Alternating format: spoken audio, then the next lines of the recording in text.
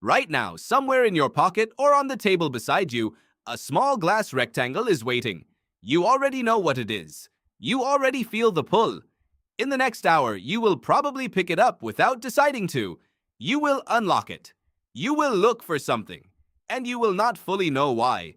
Most people call this a bad habit, something broken in modern life, something to feel guilty about. But the real answer is far stranger. Your urge to check your phone is not a flaw in your willpower. It is a program written into your brain over millions of years, running exactly as designed, just on the wrong hardware. Think about the last time you checked your phone for no reason. No notification, no message waiting.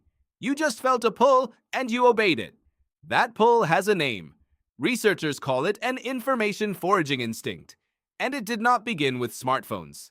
It began on the African savanna, roughly 2 million years ago, in the body of a creature that looked nothing like you, but thought in almost exactly the same way. Picture your ancestor standing at the edge of tall grass. The wind shifts. A shape moves in the distance. Is it prey? Is it a predator? Is it nothing at all? Your ancestor could not afford to ignore that movement. Ignoring it once might mean starving. Ignoring it twice might mean dying. So a system evolved. A system that rewards checking. A system that treats uncertainty as urgent. Dr. John Alcock, a behavioral ecologist who spent decades studying foraging behavior in animals, described this pattern across species, not just humans. Animals that forage for unpredictable food sources develop a heightened sensitivity to novelty. They check, they scan, they sample small amounts of information constantly because in the wild, information is survival. A rustle in the leaves could mean dinner. It could also mean you become dinner. Either way, checking beats not checking. Now here is where it gets stranger. This checking behavior is not driven by finding something good every time. It is driven by not knowing what you will find. Psychologist B.F. Skinner discovered this by accident in the 1930s while studying pigeons in a box. He noticed something odd. Pigeons that received food on a random, unpredictable schedule pressed the lever far more often and far more compulsively than pigeons that received food every single time. Predictable rewards created calm behavior. Unpredictable rewards created obsession. This is called a variable ratio reward schedule, and it is, without exaggeration, one of the most powerful behavioral patterns ever documented. Slot machines are built on it. So is your phone.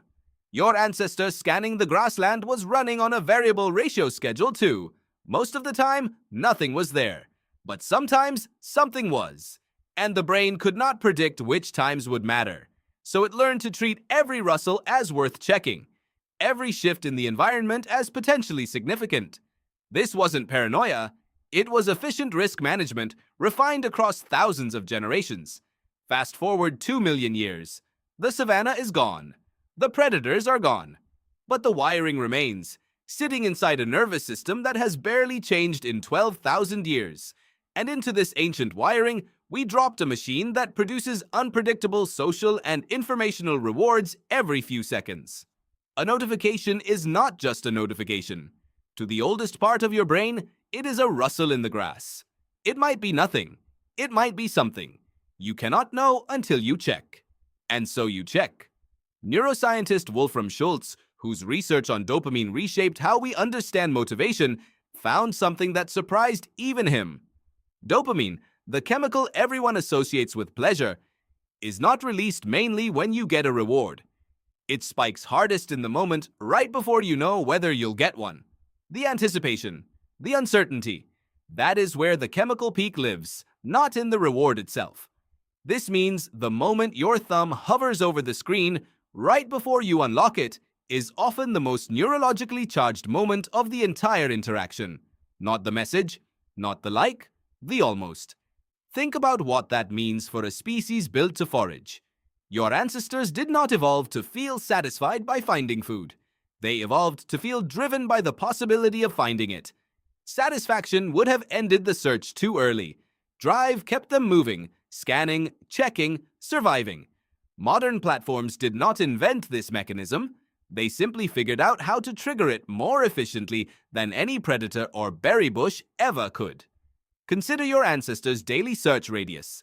Anthropological studies of hunter-gatherer societies, including work by researcher Kim Hill on foraging patterns among the H people of Paraguay, show that early humans spent large portions of each day actively sampling their environment, not constantly finding food. Mostly not finding food, but constantly checking, because the alternative, ignoring the environment entirely, was far riskier than checking and finding nothing.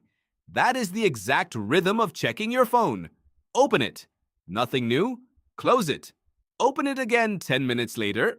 Nothing again. This is not failure.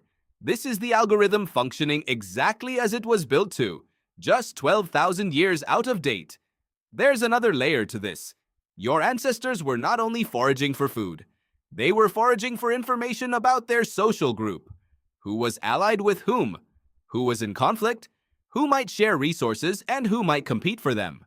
In small tribal groups of maybe 50 to 150 people, tracking social information was not gossip.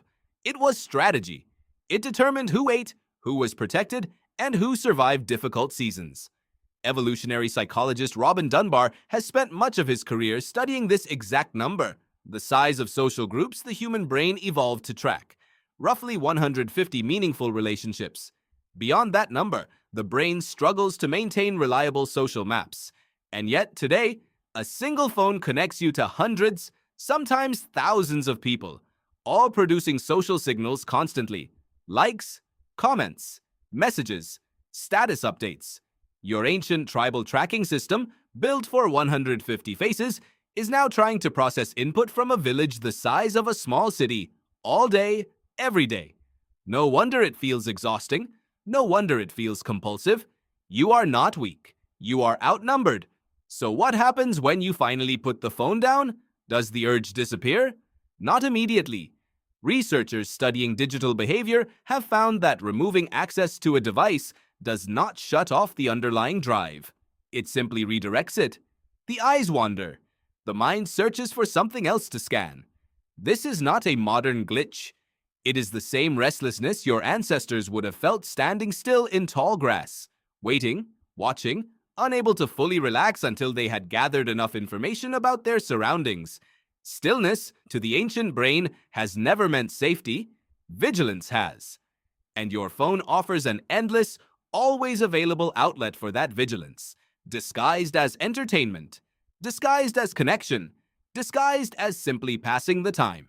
Here is the twist that changes how all of this should feel to you. The urge to check your phone is not proof that something is wrong with you. It is proof that something in you still works exactly the way it was designed to work, almost 3 million years after the design was first tested.